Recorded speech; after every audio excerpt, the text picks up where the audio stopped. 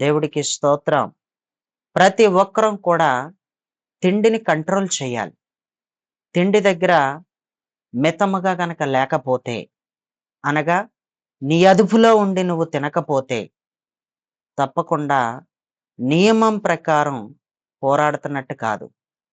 నువ్వు నియమం ప్రకారం పోరాడే వ్యక్తివైతే, నువ్వొక జట్టి అయితే, నువ్వొక ఆత్మ సంబంధమైన జట్టీయే అయితే, నువ్వొక పరుగు పందెంలో ఉన్నదానివే అయితే, నువ్వు ఆత్మ సంబంధమైన పరుగు పందెంలో ఉన్నవాడివే అయితే, నువ్వు నియమం ప్రకారం పోరాడకపోతే నీకు కిరీటం ఉండదు అన్నాడు.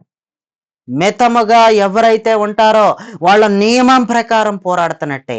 ఆత్మ సంబంధమైన నియమమునకు విరుద్ధం నువ్వు మితముగా తినకపోతే, ఆత్మ సంబంధమైన నియమమునకు భయంకరమైన విరుద్ధమే అది. నువ్వేం చేయాలంటే మితముగా తినాలి అని మనం నేర్చుకున్నాం. తిండి కోసం చాలా సంగతులు నేర్చుకున్నాం. అయితే ప్రియులారా, తిండి వలన మనం లోకం తట్టు భయంకరంగా తిరిగిపోతాం. తిండి తిండి విషయంలో మితముగా లేకపోతే లోకం తట్టుకి వెళ్ళిపోతాం. దేవుని గొడవ ఉండదు. ఇంకా దేవుని ఊసు ఉండదనమాట. తిండి అనేకమైన పాపాలలో పెడతది. తిండి నీకు బంధకాలను కలుగజేస్తది. తిండి నీకు బద్ధకాన్ని కలుగజేస్తది. తిండి వలన నువ్వు చాలా నష్టపోతావు. నువ్వు మితముగా తినకపోతే నీకు చాలా కష్టం. దేవునిలో నువ్వు ఎదగలేవు. బైబిల్ ఏం చెప్తుందంటే, మరొక్కసారి దీని గురించి మనం నిన్నటి దినాన కొంచెం వదిలేసుకున్నాం. టైం సరిపోక కొంచెం కొద్ది భాగం వదిలేసుకున్నాం. అందుకు దాన్ని కూడా ఒకసారి చెప్పుకుందాం. ద్వితీయోపదేశ కాండం 31 అధ్యాయం 20 వచనం. హెబ్రీ స్త్రీలు చురుకైన వారు అన్నాడు. చురుకుగా చదవాలి. ద్వితీయోపదేశ కాండం 31 నేను అధ్యాయం. వారి పితరులతో ప్రమాణం చేసినట్లు ఆ పాలు తేనెలు ప్రవహించు దేశమున వారిని ప్రవేశపెట్టిన తరువాత ఉమ్, వారు తిని త్రాగి తృప్తి పొంది రొవ్విన వారై అన్య దేవతల తట్టు తిరిగి ఉమ్. వాటిని పూజించి నన్ను తృణీకరించి నా నిబంధనలు మీరిదురు. చదువుకున్నటువంటి వాక్య భాగంలో వారు తిని త్రాగి, తినడం గొడవ, త్రాగడం గొడవ ఇక్కడ మరలా వచ్చింది. నిన్నటి దినాన్న తినడం, తాగడం అనేటువంటి మాటలను గూర్చి మనం ఎక్స్‌ప్లెయిన్ చేసుకున్నాం. మనిషి జీవితాన్ని పాడు చేసేవి మూడే 3 అంటూ మనం స్పష్టంగా చెప్పుకున్నాం. ఐహిక విచారాలు, తినడం, తాగడం అంటే ఈ 3 గొడవల వలన దేవుడికి చాలామంది దూరం అయిపోతా వచ్చారు. బైబిల్‌లో తిండి వలన మాత్రం ఎంత భయంకరమైన నష్టం జరిగిందో, ఎంత శరీరానుసారులుగా మారిపోయారో, వాళ్ళకున్న దాన్ని ఎలా అయితే కోల్పోయారో, వాళ్ళకి దేవుడిచ్చిన ఉన్నత స్థానాన్ని ఎలా అయితే కోల్పోయారో, ఏ విధంగా కోల్పోయారో అనేది మనం నిన్నటి దినాన స్పష్టంగా చదువుకున్నాం. దేవుడికి స్తోత్రం. ప్రియులారా, తిండి వలన ఇక్కడ మనం చదివితే తిని తృప్తి పొంది క్రొవ్విన వారై, త్రాగి తిని త్రాగి తృప్తి పొంది క్రొవ్విన వారై అన్య దేవతల తట్టు తిరిగి వాటిని పూజించి నన్ను తృణీకరించి నా నిబంధనను మీరుదురు అన్నాడు. తిండి వలన ఏకంగా నువ్వు దేవుణ్ణే తృణీకరిస్తావు. తిండి వలన ఏకముగా నువ్వు దేవుణ్ణే పక్కన పెడతావు. ఎవరినో కాదు నువ్వు పక్కన పెట్టేది. దేవుణ్ణే పక్కన పెడతావు. దేవుణ్ణి నువ్వు దూరం చేసేసుకుంటున్నావు కేవలం తిండి వలన. తిండి చాలా ప్రమాదకరమైంది ప్రియులరా. మనకు అర్థం కావట్లేదు కానీ ఎక్కడ దొరికితే అక్కడ తినేస్తున్నాం. ఎక్కడ దొరికితే అక్కడ బొగ్గలాడించుకుంటూ బొక్కేస్తున్నాం. ఏమన్నా తక్కువ తిండి తింటావా? చాలా తిండి తింటావు నువ్వు. ప్రియులారా, నేను ఒకరింటికి వెళ్ళానన్నమాట. ఒకరింటికి వెళ్ళిన తర్వాత ఆ ఇంటికి గల యజమానురాలు కూతుర్ని చూశాను. చూసినప్పుడు ఎండు చేపలాగా ఎండిపోయినట్టుంది. ఎలా ఉందంటే ఎండు చేపలాగా ఎండిపోయిందంతే. ఎండు చేపకి ఆమెకి పెద్ద తేడా లేదింక. అంత దారుణంగా ఎండిపోయింది. దేవుడికి స్తోత్రం. ఏమ్మా ఈవిడెంత దారుణంగా ఎండిపోయిందేటి, తింటుందా లేదా అని అంటాం.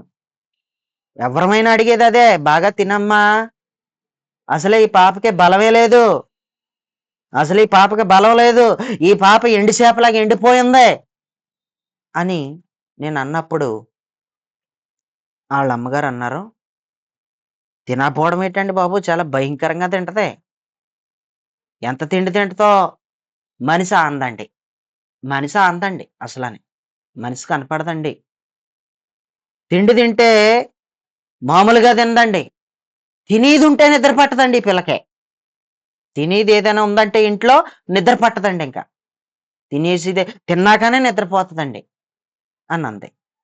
నేనేమో ఎండి చేపలాగా ఎండిపోయిన పిల్లని బాగా పెట్టండి అమ్మా అని నేను అంటున్నాను. ఎంత తిండి తింటుందో ఈమెకే తెలియదండి అన్నట్టేమో ఆమె చెప్తుంది. ఎంత తిండి తింటావో పైకి ఏమీ కనపడట్లేదు అసలు, నువ్వు తిన్నట్టే కనపడతలేదు అసలు. బక్కసిక్కిన ఆవులు బలిసిన ఆవులను తినేసినట్టు తిన్న తర్వాత ఏం కనపడతలేదట, అలా ఉంది గొడవ. ఎంత తిండి తింటున్నా కనపడట్లేదు. తిండి వలన దేవుణ్ణే తృణీకరిస్తావు. అది నా మాట కాదది.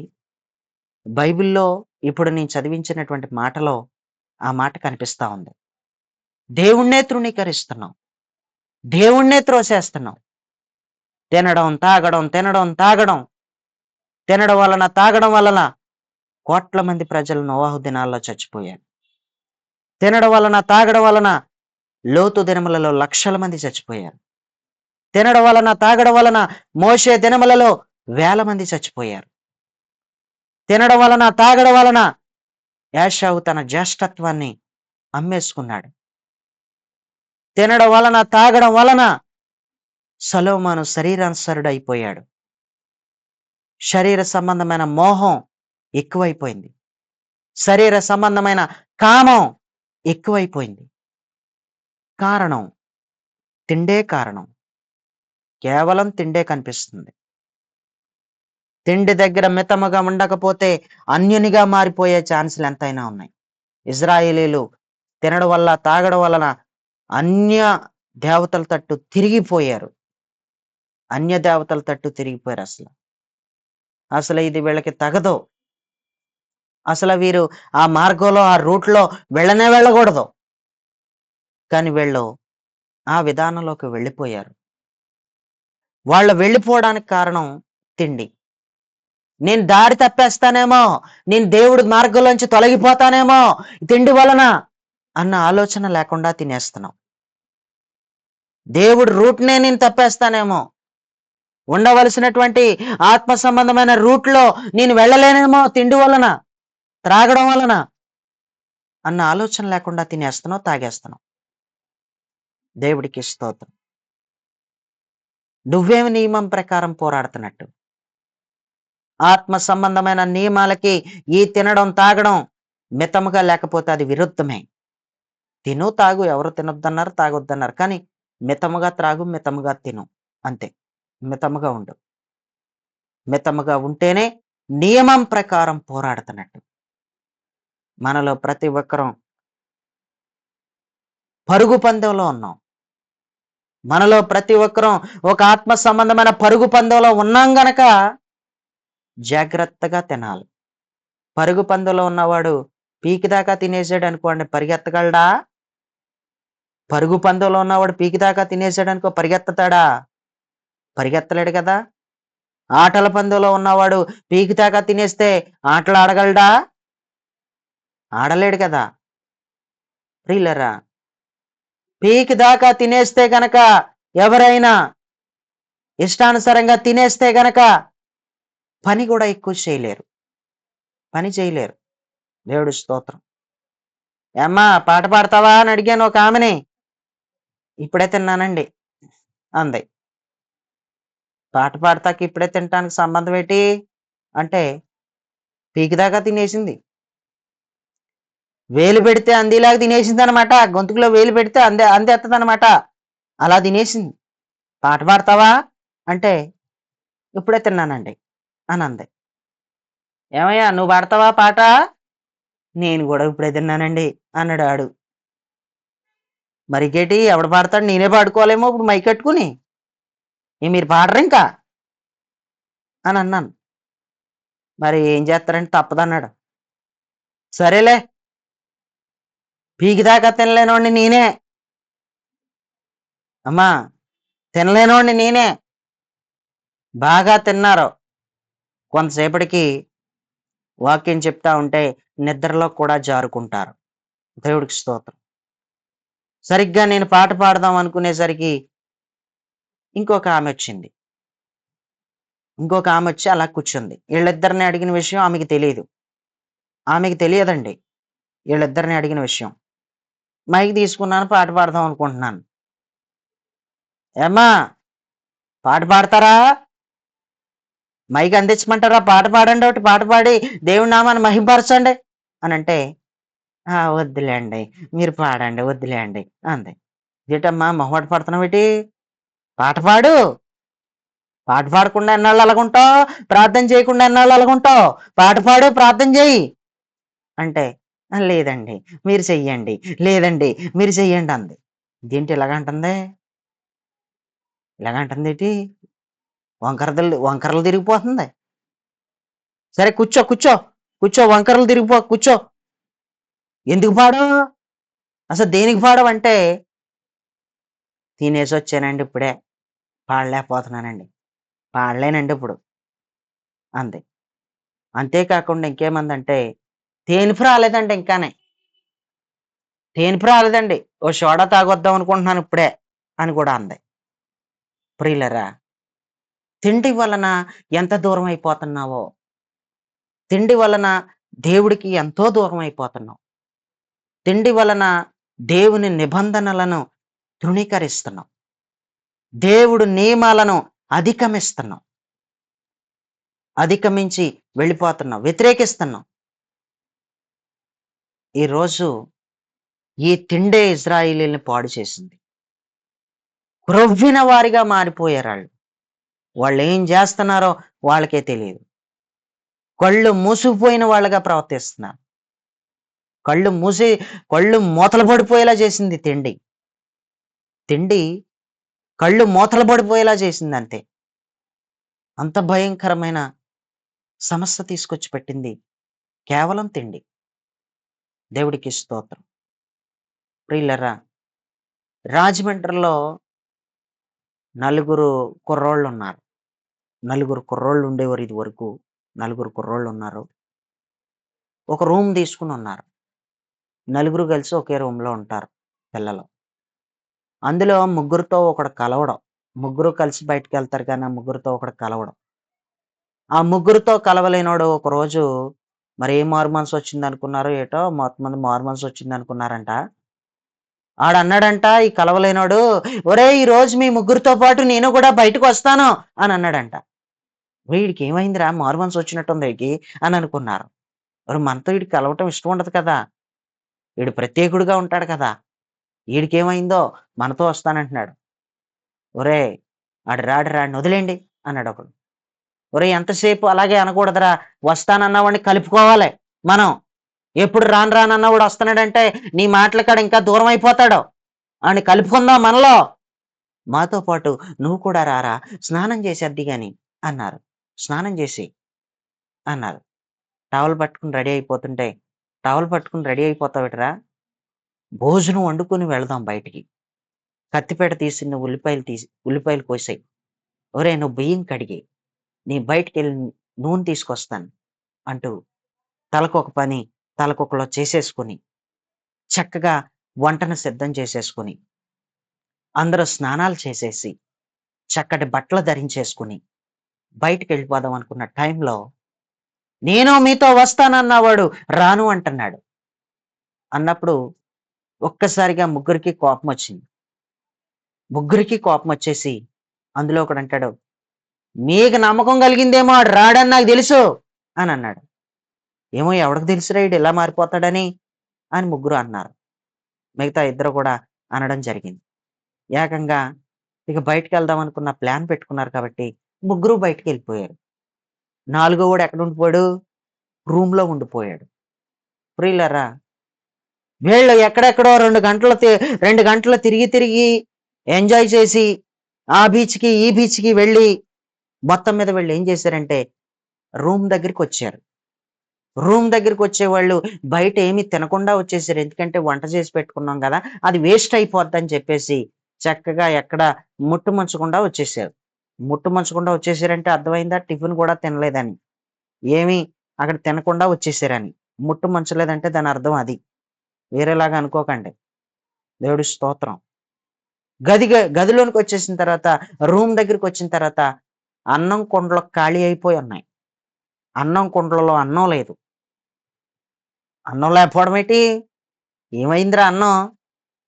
ఏదైనా కుక్కేమన్నా వచ్చి తినేసిందేమో ఈడు తలుపులు తీసేసినట్టున్నాడు వీడు అని అనుకున్నారు. మొత్తం మీద ప్రియులారా వీడెక్కడున్నాడో వెతకండిరా అంటే, ఎక్కడుంటాడు? బాత్రూమ్‌లో చూస్తున్నా బాత్రూమ్‌లో లేడీడు. బయటికెళ్ళాడేమో అని చుట్టుపక్కల చూసారు. అక్కడా లేడు. ఏమైందంటావురా? ఎవరికైనా పెట్టాడంటావా? లేపోతే ఏమన్నా తినేసిందంటావా? అనంటే, ఇలా అనుకుంటూ ఏదేదో పడతన్నారు. ఈలోగా బయట నుంచి లోపలికొచ్చాడు. ఏరా ఏమైంది? ఇందులో అన్నం ఏమైంది? అని అడిగితే, ఏ?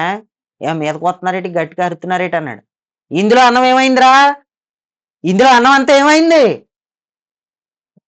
ఈళ్ళేమో ఆడు రానన్నాడని ఆడి మీద ఎప్పుడు ఇరుసు పడిపోదామని ఈళ్ళు చూస్తున్నారు. ఏమైంది? ఏమైంది? అంటున్నారు. ఆడిని మృదువుగా అడగొచ్చు కదా!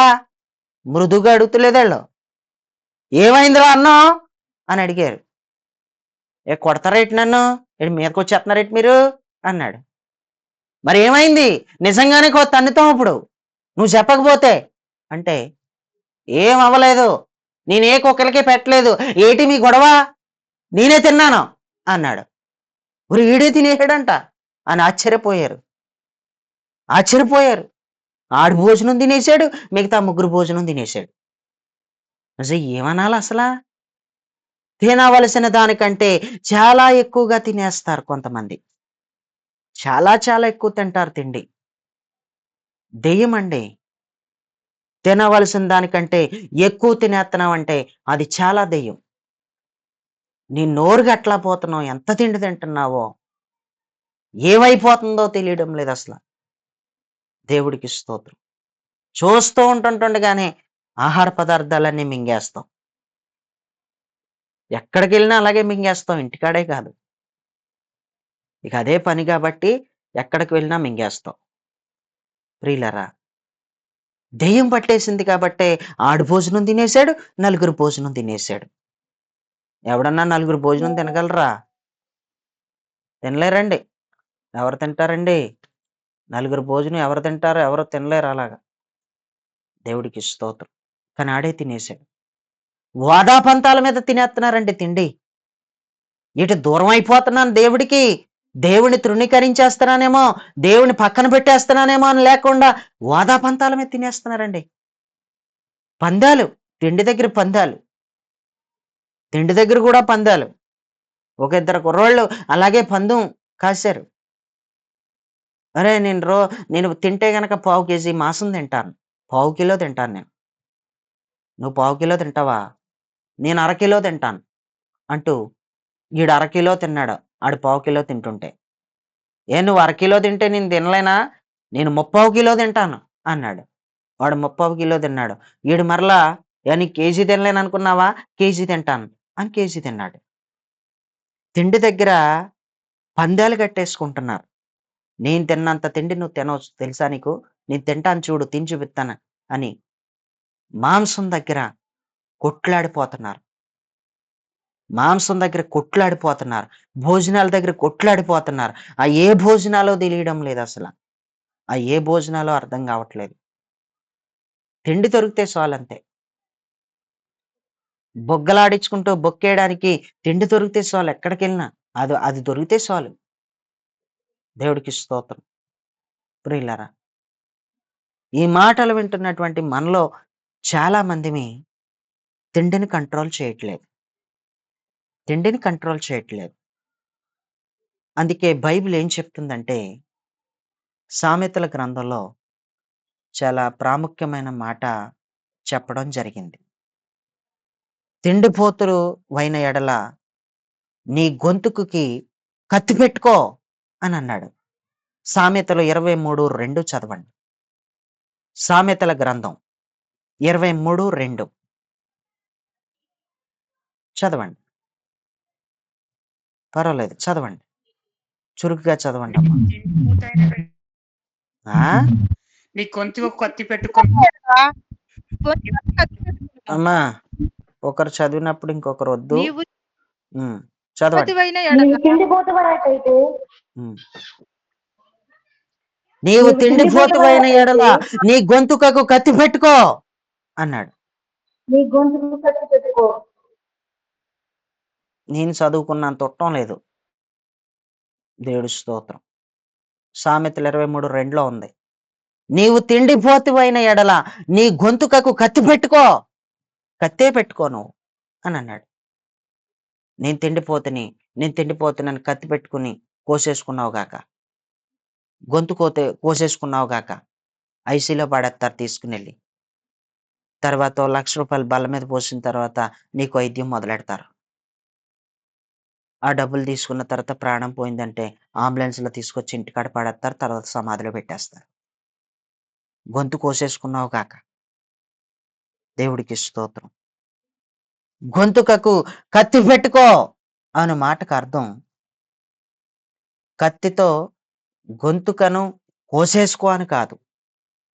నీ గొంతుకకు కత్తి పెట్టుకో అన్నప్పుడు కోసేసుకో అని కాదు.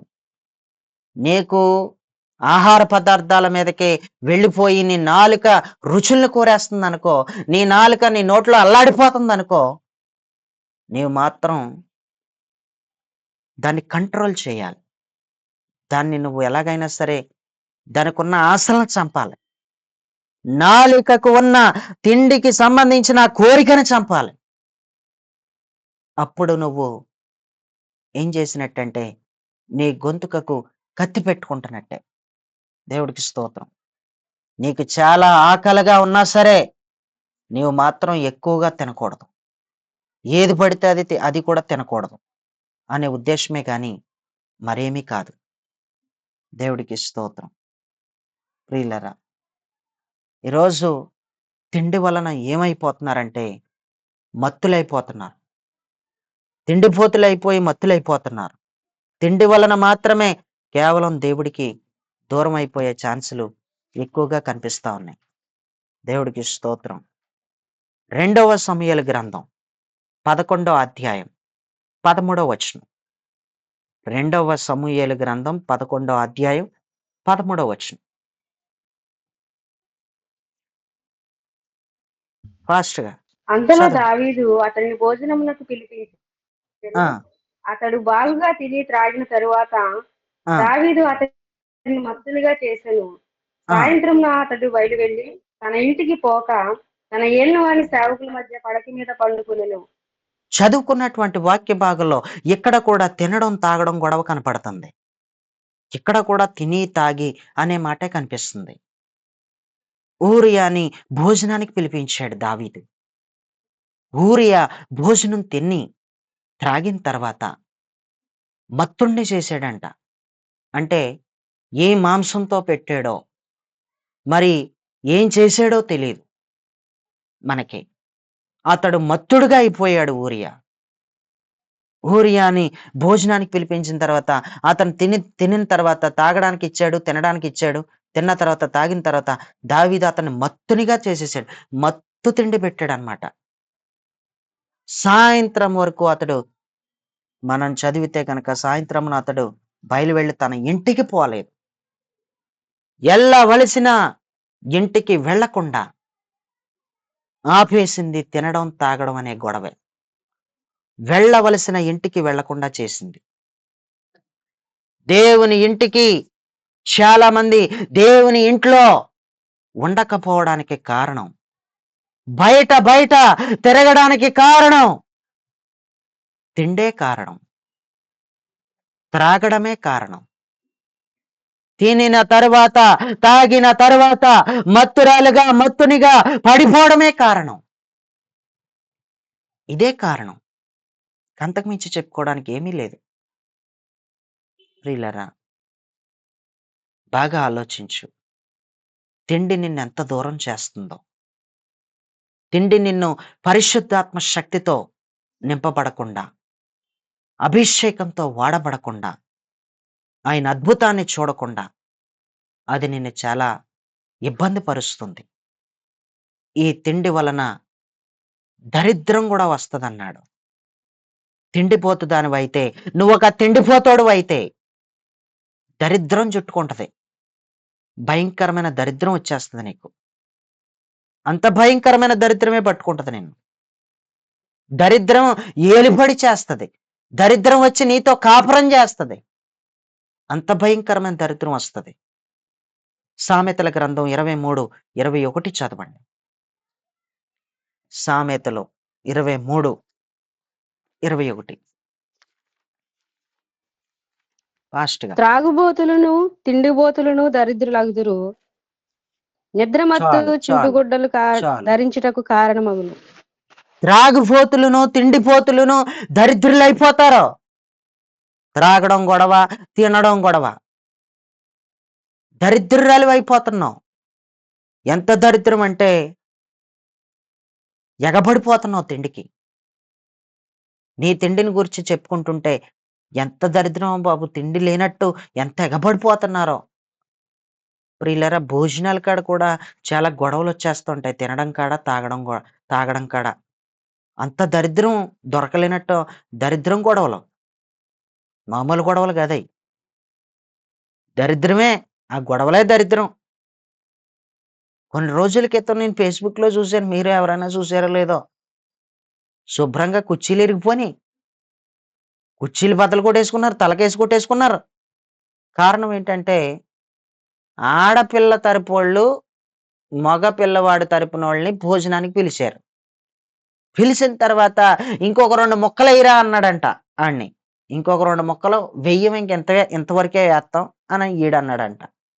ఇదిగో మేము 2 ముక్కలు అడిగాం, మాకెయ్యలేదు అని రేజయిపోయారంతే. రేజయిపోయి కుర్చీలు ఇరిగిపోయి కేసుల దాకా పోయింది గొడవ. దేవుడికి స్తోత్రం. తిండి చేసే పని ఎంత దరిద్రమో. ఆళ్ళ గురించి రకరకాలుగా చెప్పుకోవడం. ఆడు 2 ముక్కలెయ్యి అంటాం. ఆడికేదో దొరకనట్టు ఎంత దరిద్రమో. కుర్చీ లేపేసి కొట్టేసేటాడు. ఏనంటే ఊరుకోవచ్చు కదా వీడు అన్నట్టు చెప్పుకున్నారు. దేవుడికి స్తోత్రం. ఎందుకంట గొడవ? 2 ముక్కలు పాడేయవలసింది ఆడు ఆకులో అనేమో ఈడు గురించి చెప్పుకున్నారు. ప్రియులారా, తిండి చేసే పని ఎంత భయంకరమైన పనంటే, తింటున్నప్పుడు బానే ఉంటది మరి. సమ్మగానే ఉంటది మరి. నాలుకకి రుచికరంగానే ఉంటది మరి. అంతా బాగానే ఉంటది మరి. కానీ ముందుకెళ్ళవు మరి. ఎక్కడికెళ్ళవు? ముందుకు వెళ్ళలేవు మరి. చూసుకో. దేవుడికి స్తోత్రం. ఈ మాటలు వింటున్న ప్రియులారా, దరిద్రం నువ్వే పోగేసుకుంటున్నావు. దరిద్రాన్ని నువ్వే పోగేసుకుంటున్నావు. ఎక్కడికి వెళ్తున్నా ఈ యొక్క తిండి దరిద్రం పోవాలి. ఇక ఉపవాసాలు ఉండలేవు తిండికి. ఇక నోటికి ఇంక హద్దులు లేదింకా. హద్దులు లేవింక. పెట్టడమే అలవాటు చేసావింక. నోటికి అందించడమే అలవాటు చేసుకున్నావు. అందుకే ఉపవాసాలు ఉండలేకపోతున్నావు. అభిషేక మత్తులో ఉండవలసిన నువ్వు తిండి వలన నిద్రమత్తులోకి వెళ్ళిపోతున్నావు. ఊరియాని మనం చూసినప్పుడు తన ఇంటికే పోలేదాయన.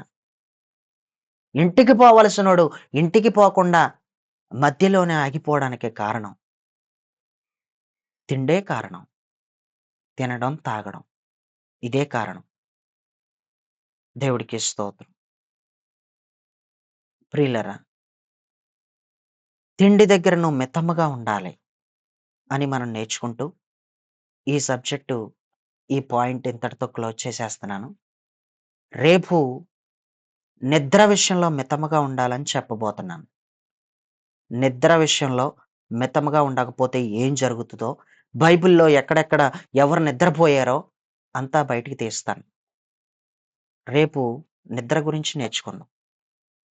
నువ్వు గనక మితముగా తినకపోతే, నీ అదుపులో ఉండి నువ్వు తినకపోతే, ఆత్మ సంబంధమైన నియమము అంటూ ఒకటుంది. ఆ నియమానికి వ్యతిరేకం ఇది. ఈ తిండి. అందుకే నీ అదుపులో ఉండి నువ్వు తిను. ఆత్మీయంగా బలపడు. దేవునికి బాగా దగ్గరవు. దేవుడు ఈ మాటలు దీవించునుగాక. Praise Lord. విన్న వాక్యం కొరకు